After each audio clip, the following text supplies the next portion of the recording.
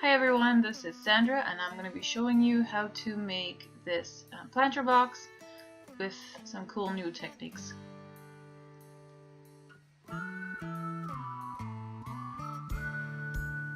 Here is what your kit will look like, and you will also be needing a few other supplies, including a plate or something to put paint on, craft paint, some brushes, a ruler, pencil, and baby wipes or a wet paper towel will work as well.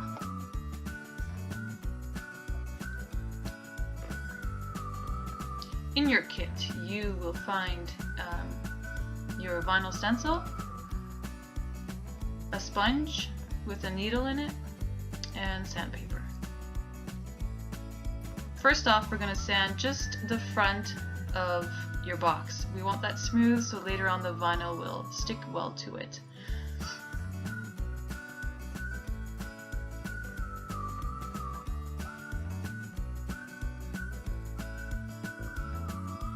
Next, you can mix some paint colors if you like, and then you can go ahead and paint your box. I prefer to do 2 coats, but you don't have to if you want it to look more rustic or anything like that.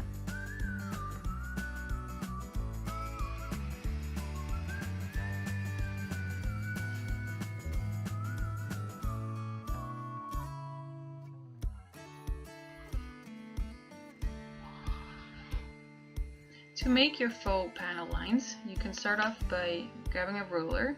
I used just the width of the ruler and made 2 lines going all the way around your box.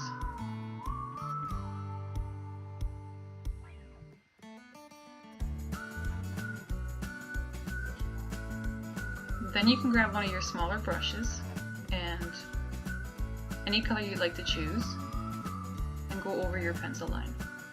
It doesn't need to be perfect because we're going to use our wipes to wipe the majority of it off.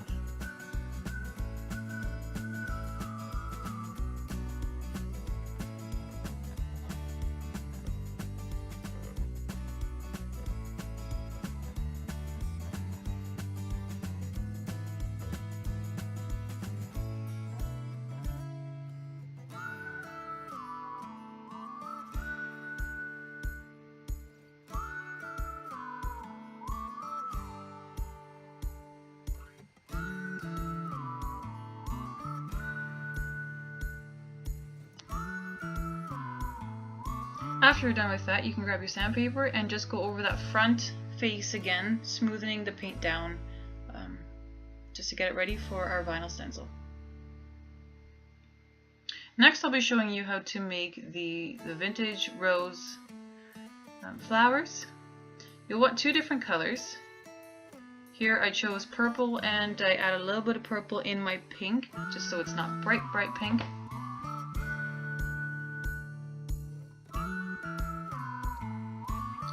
First, what you're doing is making a circle with a few bumps on it. So you're using your brush and you're kind of going with making these swishes that will add little bumps to your circle. Doesn't need to be perfect at all.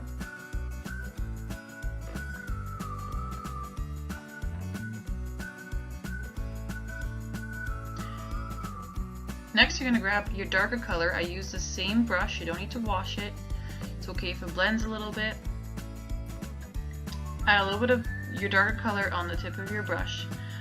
And starting in the middle, you're going to start making commas around each other. And that makes the lines of your rose. Here I'm showing it to you a little bit more up close so you can see what I'm doing. Again, you start with the middle.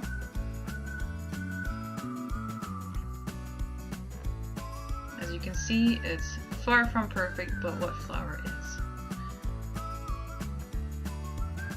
Next, put your darker color on the tip of your brush and start putting commas in the middle of your rose going around each other.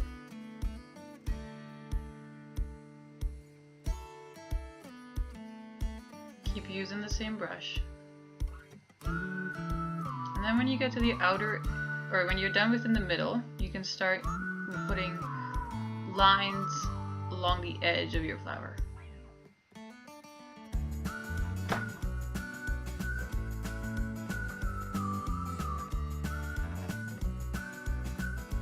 I recommend practicing this first on maybe a piece of paper or something before you start doing it on the box.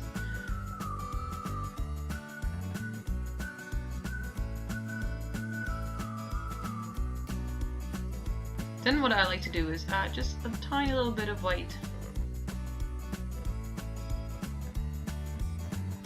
Again, using the same brush, so as you can see the colors are being blended, which is what I was going for.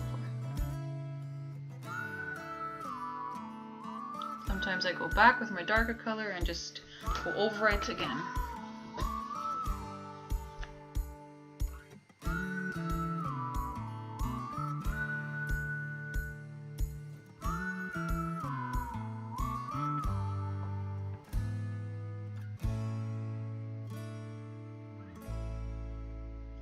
To add a petal, I kind of make almost like an eye, the shape of an eye, like your eyeball.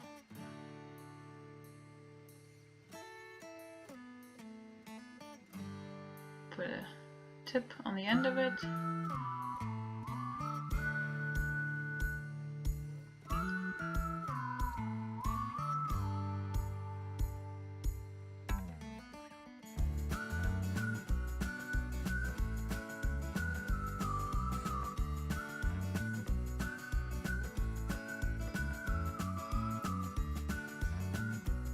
Then using the same brush, I add a little bit of white to the tip of your brush and add a little line in the middle, just to give it some dimension.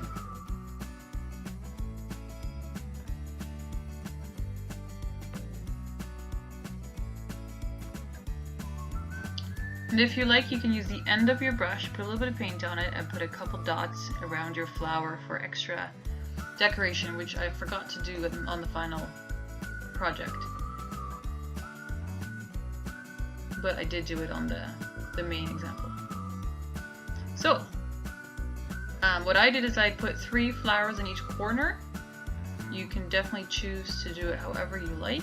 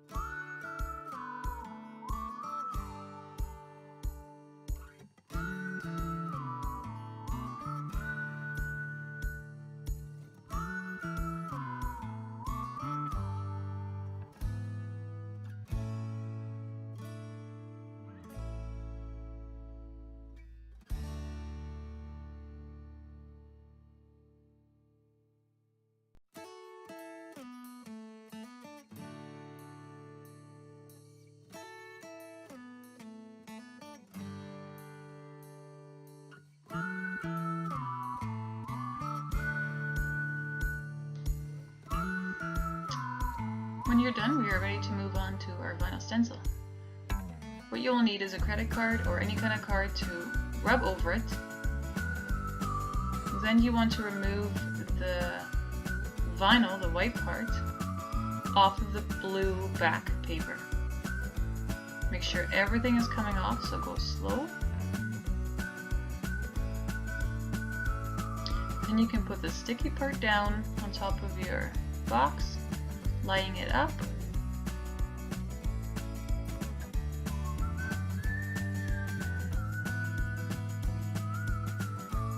Once you have it down, you can use your credit card again to rub over it, as we now want the vinyl to stick to our box.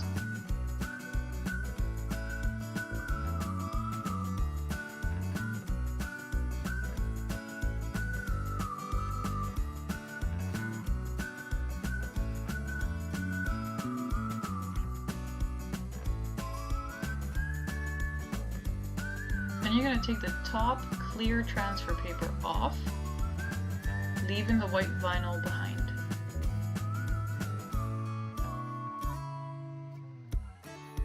For this part especially, you want to go slow, making sure that everything stays on the box and that also the middles of all your letters are sticking into your box.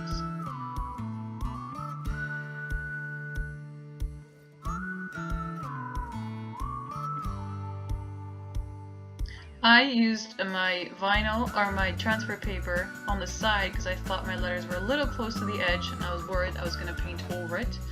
So therefore I'm protecting the rest of my box. Next you can grab your sponge and put a little bit of paint on it, removing as much as you can, as we want to dab a thin layer of paint on top of the stencil. If we go too thick, there's a chance of it leaking underneath. So the trick is to do multiple coats of thin layers. Because I was using a dark color, I only had to do 2 coats. When you find that it's dry, you can peel it off. It's okay if the vinyl rips. We will use the sewing pin later to remove all that. As you can see, the middle of all the letters are still there from the vinyl, so that's where your little sewing pin comes in handy, and you can remove those.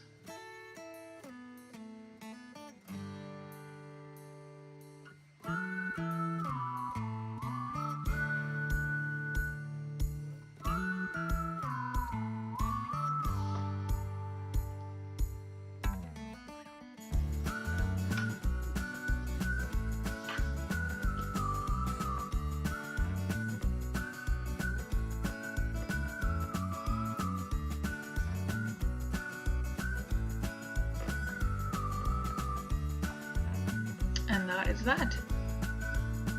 I hope you have a blast making it and creating your very own box. Let me know if you have any questions. I would love to see the final outcome. Send me a picture. It's a little bit of everything. And have an awesome Mother's Day. Bye.